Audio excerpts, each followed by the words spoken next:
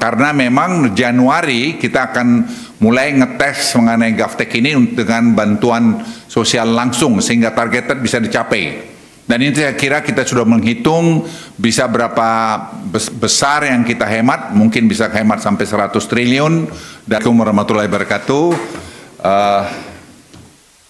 Kami tadi laporan kepada Presiden, Pak Menko dengan Ibu Ani dan Pak Dede, ya ada beberapa hal yang tadi kami laporkan. Saya persilakan Pak Menko Airlangga bicara. Ya kan biar suruh dia ngomong, dia berdiri sini. Enggak ngomong kok. Siap. Jadi pertama terima kasih. Assalamualaikum warahmatullahi wabarakatuh, teman-teman media cetak, media elektronik. Selamat berbuka puasa. Nah ini saya buka puasa belum? Udah minum sama kayak gitu. Waduh, kita juga sama-sama sudah minum. Saya tadi Pak Ketua Dewan Ekonomi Nasional Pak Luhut menyampaikan laporan kepada Pak Presiden, dan di sini ada Bu Mari, Pak Bu Menteri Keuangan, Pak Katib, seluruh dari DEN. Ada yang pertama pembahasan mengenai sektor padat karya, dan ada usulan terkait dengan padat karya. Karena sektor padat karya yang utama tekstil, produk tekstil, kemudian juga aparel, itu kontribusi terhadap ekonomi Indonesianya cukup besar, dengan ekspor lebih dari 2 miliar dolar, tenaga kerjanya hampir 4 juta orang. Nah ini memerlukan perbaikan terutama terkait dengan perizinan, karena masih ada investor yang ingin masuk di sektor tekstil dan produk tekstil ini. Dan Indonesia sebetulnya sudah naik kelas ke produk-produk yang nilainya lebih tinggi atau high value added. Dan baik itu di sepatu, kemudian di tekstil, dan Indonesia menjadi salah satu hub yang diandalkan. Nah, oleh karena itu tadi arahan Pak Presiden untuk terkait dengan ketersediaan bahan baku, terkait dengan illegal import, terkait dengan supply chain, itu untuk dipermudah dan disederhanakan. Jadi arahan pertama tentu pemerintah harus melihat dari keseluruhan supply chain dan juga melakukan harmonisasi daripada tarif yang sudah dilakukan. Dan kedua, kita merespons terhadap barang yang didumping melalui tindakan anti-dumping.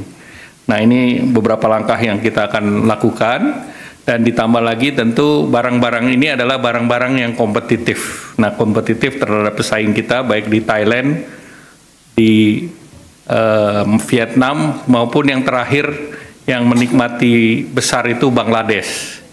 Sehingga kita harus melakukan terus deregulasi dan debirokratisasi maupun permudahan izin untuk pengembangan, termasuk terkait dengan AMDAL. Sehingga tentu ini akan ditangani, dan pemerintah tentu akan membentuk semacam satgas di mana ini akan dilakukan percepatan.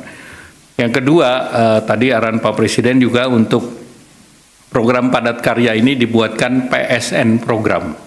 Jadi proyek strategis nasional berupa program untuk sektor padat karya sehingga investasi bisa cepat masuk.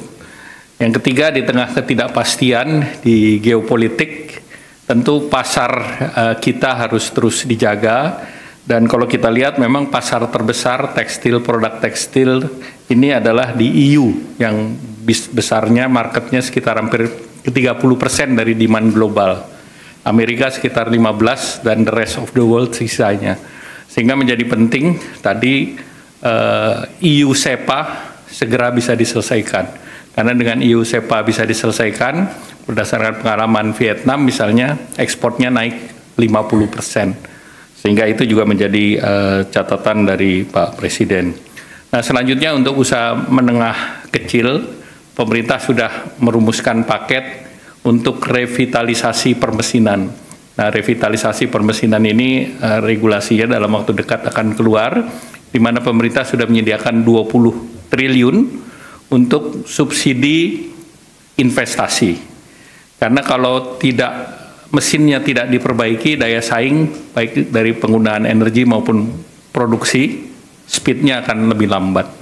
Oleh karena itu, pemerintah sudah siapkan kredit investasi untuk sektor padat karya, tekstil, produk tekstil, sepatu, makanan minuman, furniture, kulit, itu bisa menggunakan skim itu untuk 8 tahun, dan bunganya disubsidi sebesar 5% oleh pemerintah. Jadi berapapun kredit investasi perbankan, pemerintah potong 5%.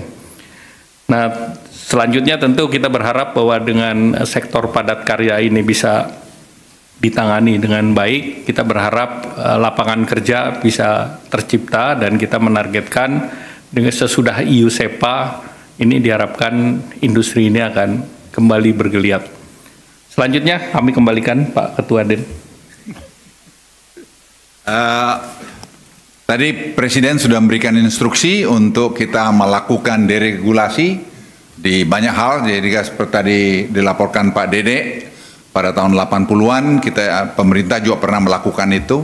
Itu bisa meningkatkan ekspor kita sampai 20%. Dan sekarang kita kerjakan dan sudah mulai tim dari tempat Pak Erlangga dan tempat Den itu bekerja sama untuk menyiapkan masalah deregulasi ini. Saya kira ini perintah yang jelas dan akan ditindaklanjutin minggu depan ini, ratas untuk itu, sehingga dengan demikian bisa segera diumumkan langkah-langkah. Artinya tidak ada akan mengurangi rekomendasi-rekomendasi yang itu menjadi penghambat terhadap industri-industri yang mau masuk ke Indonesia. Seperti tadi misalnya TPT tadi, sepatu garment tadi, itu bisa menciptakan mungkin beberapa ratus ribu lapangan kerja dalam beberapa waktu ke depan, karena mereka tuh semua siap.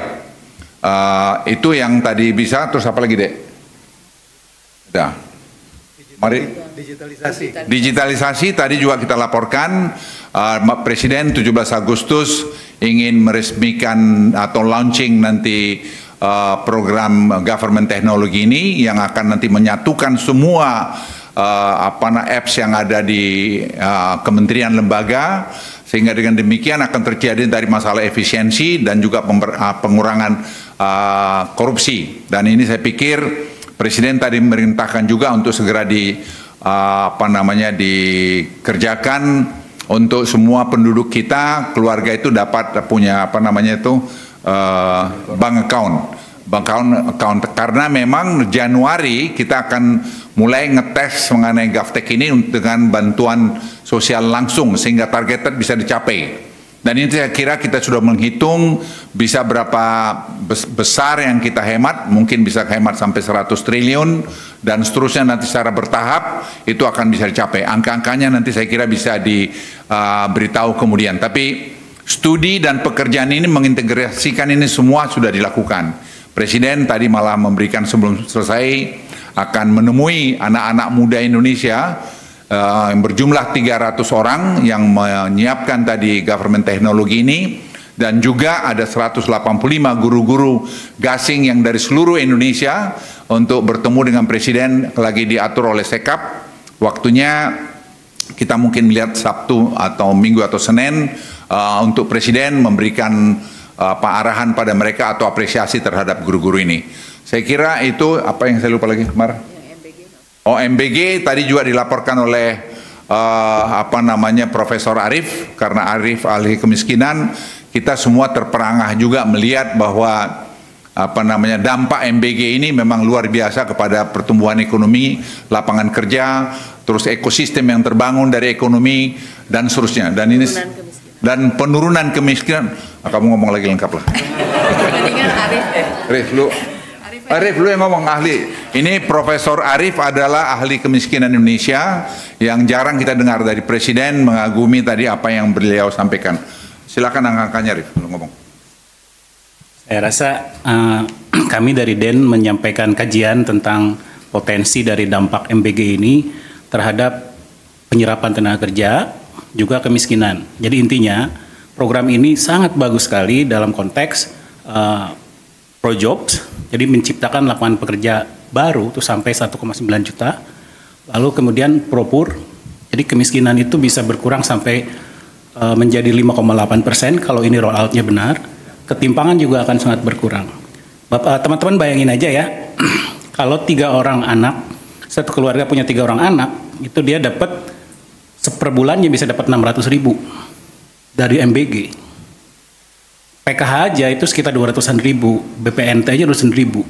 Jadi sangat tidak mungkin ini tidak besar impaknya. Semua paham itu, cuman kita melakukan kajian secara kuantitatif. Nah, tapi poinnya adalah karena ini sangat progresif, maka kita harus pastikan roll out-nya berjalan dengan baik. Gitu. Salah satu yang kita usulkan, itu adalah kita segera melakukan business process review, lalu audit rutin oleh BPKP. Itu pertama. Yang kedua, memberikan ruang untuk peran serta masyarakat agar bisa melakukan monitoring, karena sense of belonging-nya tinggi. Lalu yang terakhir, jangan sampai ada kebocoran-kebocoran terkait bahan-bahan yang kalau tidak perlu diimport, nggak usah diimport.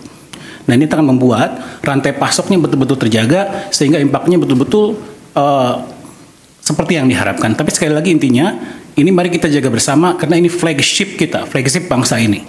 Mungkin itu aja dari saya. Saya mau tambahkan lagi, kita ternyata selama 20 tahun itu surplus telur ayam. Dan selama 20 tahun kita juga surplus ikan, ayam, bukan ikan ayam, ayam. Jadi daging ayam. Jadi dengan tadi program ini itu semua terserap, akan jadi menggerakkan ekonomi juga dalam telur dan bidang juga tadi ayam. Ini baru kita tahu setelah jalan nih, jujur. Jadi setelah Pak Prof. Arief itu melakukan studi dengan tim melihat ke bawah, dan kami sepakat tadi dengan Bappenas dan juga Badan Gizi untuk bersama-sama melakukan pengawasan sini. Misalnya bikin tray-nya itu tray-nya itu tidak boleh diimpor, suruh bikin lokal. Karena itu kita lihat masih ada buatan luar. Jadi semua kita harus satu padu untuk melakukan pengawasan. Presiden tadi minta ini. Jadi Presiden tadi saya pikir memberikan instruksi yang sangat jelas dan sangat baik mengenai tadi masalah deregulasi. Karena deregulasi ini akan mengurangi korupsi, akan membuat lebih efisien dan akan membangun ekosistem perekonomian kita lebih bagus. Itu saya kira dari saya. Share lagi, Dek. Cukup, Pak. Cukup. Saya kira. Terima kasih. Wassalamualaikum warahmatullahi wabarakatuh.